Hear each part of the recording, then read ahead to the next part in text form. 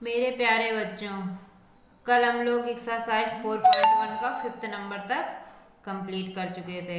आज हम लोगों को एक्सरसाइज 4.2 का क्वेश्चन 6 देखना है। उसमें कुछ क्वेश्चन होमवर्क भी दिए थे आप लोगों को। उम्मीद है आप लोगों ने कंप्लीट कर लिया होगा। कुछ अगर प्रॉब्लम हो तो आप लोग ग्रुप में भेज दीजिएगा क्वेश्चन, जिस क्वेश्चन में भी प्रॉब्लम हो। चलिए क्वेश्चन नंबर 6 है। क्या लिखा है? एक कुटीर उद्योग एक दिन में कुछ बर्तनों का निर्माण करता है। कोई कुटीर उद्योग है जिससे किया जा रहा है काम, उससे क्या हो रहा है? उससे कुछ बर्तनों का निर्माण होता है। एक विशेष दिन यह देखा गया कि प्रत्येक नग के निर्माण की लागत, एक विशेष दिन, किसी एक दिन का लिया जा रहा है कि उस दिन नग के निर्माण, नग का मतलब कोई बर्तन है, उसके निर्माण की लागत बर्तनों की संख्या के दोगुने से 3 अधिक थी। जो लागत थी यानी जो रुपए मिले उसमें लग रहे थे, वो क्या थे?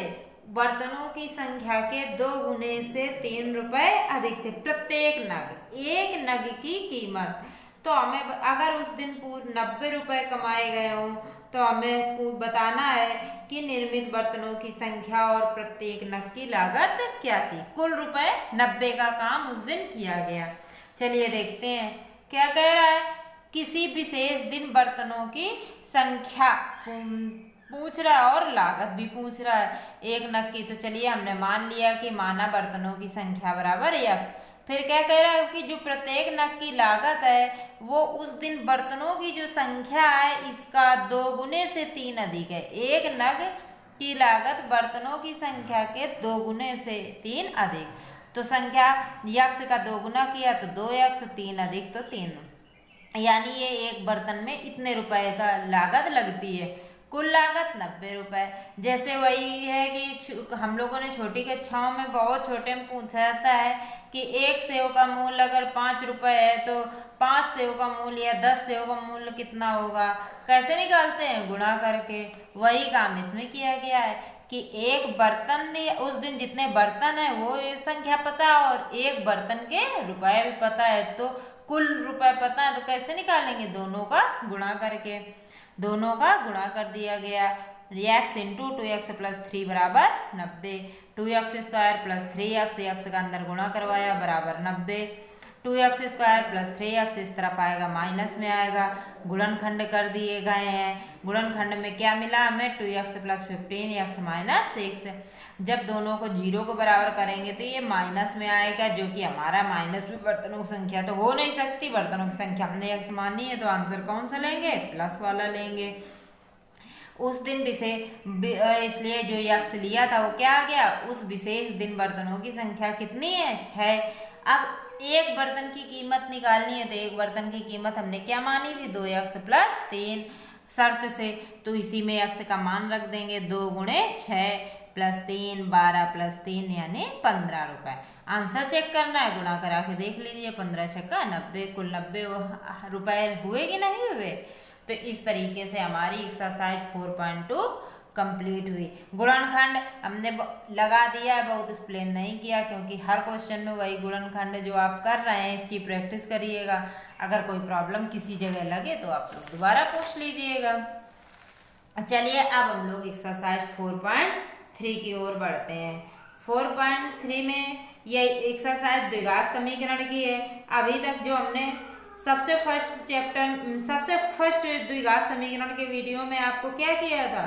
सारे फार्मूले बताए थे कि नहीं बताए थे? उन्हीं फार्मूलों का अब प्रयोग होना है एक्सरसाइज 4.3 में।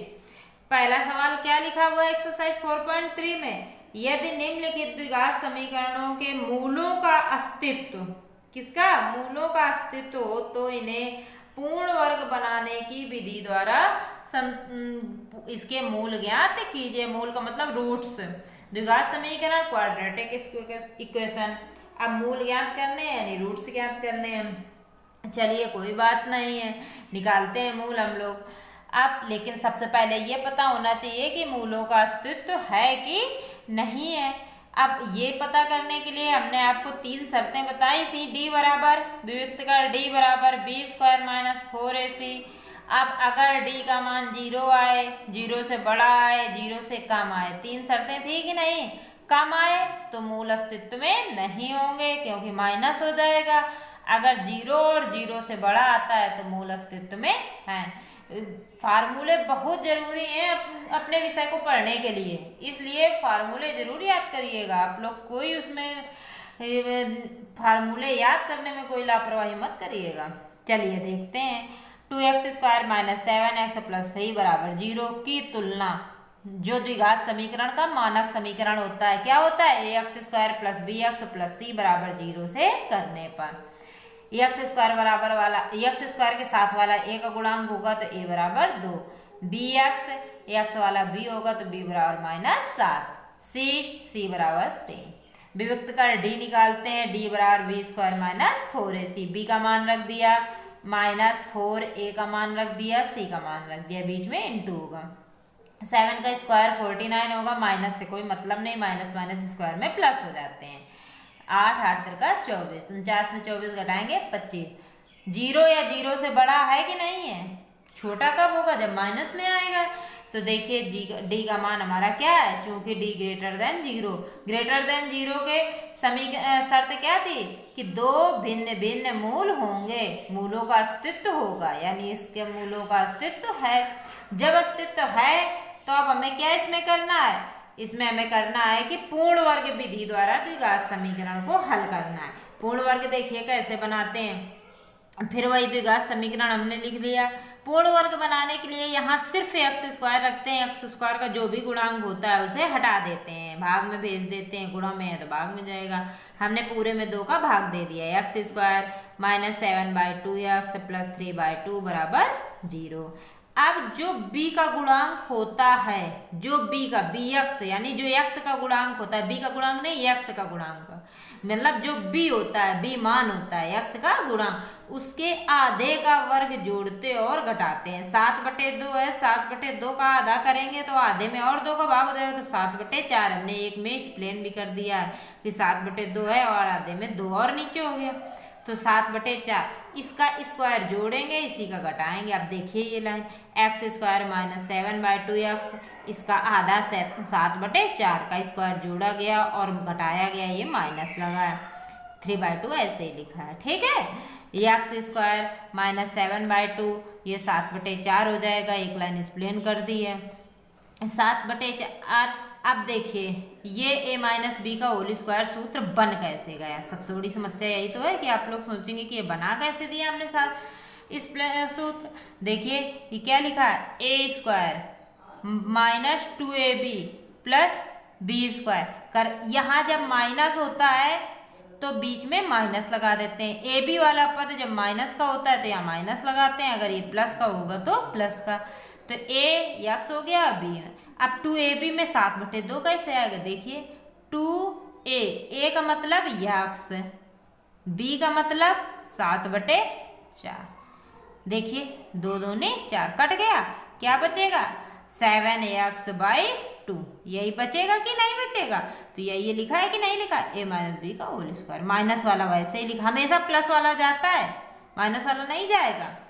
आप ये वैसे ही लिखा है +3/2, इनके दोनों के हर बराबर कर देंगे तो यहाँ 8 का गुणा कराएंगे तभी नीचे 16 होगा, 24/16। ये माइनस का ज्यादा है तो माइनस का बचेगा 25/16, ये वैसे ही चलता रहेगा, होल स्क्वायर बन गया, इधर भेज दिया। अब 25 हमारा 5 का स्क्वायर होता है और 16 4 का होता है उसका। जब स्क्वायर हटाते हैं वर्गमूल करते हैं तो प्लस माइनस में आता है मान, तो +-5/4। एक बार प्लस लिया एक बार माइनस, चलिए पहले प्लस वाला देखते हैं। प्लस चिन्ह लेने पर x - 7/4 = 5/4, x बराबर 5/4 + 7/4, ये माइनस में है तो ये काम जाएगा प्लस में, दोनों 7 5 12/4, 4 तिरका 12, एक आंसर मूल आ गया। अब दूसरा मूल माइनस चिन्ह लेने पर यहीं फिर देखते हैं, x - 7/4 बराबर -5/4, ये देखिए लिखा है कि नहीं लिखा है, x बराबर ये माइनस में है तो प्लस में चला जाएगा, प्लस का ज्यादा है, 7 में 5 गया 2, यानी x बराबर 1/2। तो समीकरण के मूल क्या हो जाएंगे 3 और 1/2, ठीक। दोनों आंसर हो गए। अब इसी का एक और कर लेते हैं, इसमें जो छूटे हैं वो आपको होमवर्क है, जो हमें लगे कि हमें बता देना चाहिए वो हम बता दे रहे हैं आपको, जो फिर प्रॉब्लम हो तो आप लोग पूछिएगा।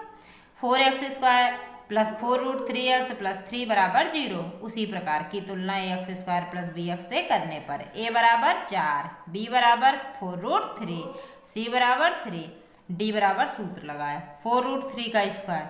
4√3 का स्क्वायर मतलब 4√3 इंटू 4√3, 4 बिना रूट वाला बिना रूट, 16√3 3 हो गया, तो यानी 16 तेरे का कितना हो जाएगा 48। वही लिखा है 16, ये तो सीधे सीधे गुणा है 48 हो जाएगा। तो d बराबर कितना आ गया 0 आ गया। 0 आ गया तो मूलों का अस्तित्व तो है, क्योंकि 0 से कम तो है नहीं, लेकिन शर्त कौन सी लगेगी इसमें, सेकंड वाली की मूलों का अस्तित्व और द्विघात के दोनों मूल समान होंगे। फिर इन्हें एक बार फिर पूर्ण वर्ग देखते हैं, ताकि पूर्ण वर्ग विधि हमें अच्छी तरीके से आ जाए। ठीक है, देख हमने क्या बताया है कि x² का गुणांक नहीं रखते हैं, उसका भाग दे देते हैं। तो यहाँ भाग दे दिया, यहाँ भाग दे दिया, तो 4 से 4 कट गया, √3 बचा x प्लस 3 भाग देंगे तो 3/4। अब क्या बताया था हमने कि जो b वाला पद यानी x का गुणांक होता है उसका आधा जोड़ते हैं और आधा घटाते हैं, आधे का वर्ग जोड़ते हैं और आधे का वर्ग घटाते हैं। √3 का आधा क्या होगा √3/2, तो √3/2 जोड़ दिया स्क्वायर और √3/2 स्क्वायर घटा दिया। ये वाला पद वैसे ही लिख, जो प्लस वाला होता है वही वर्ग में जाता है।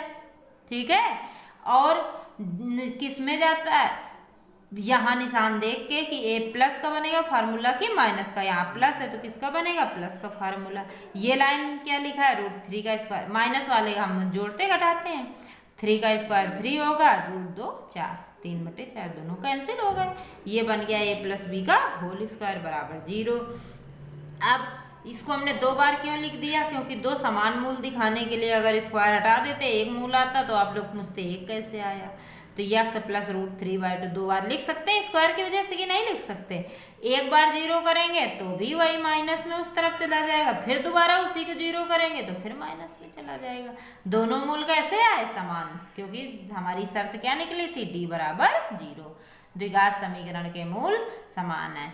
अब इसके 2 पार्ट छूटे वो आप लोग करेंगे, जो प्रॉब्लम होगी आप लोग पूछिएगा। धन्यवाद बेटा।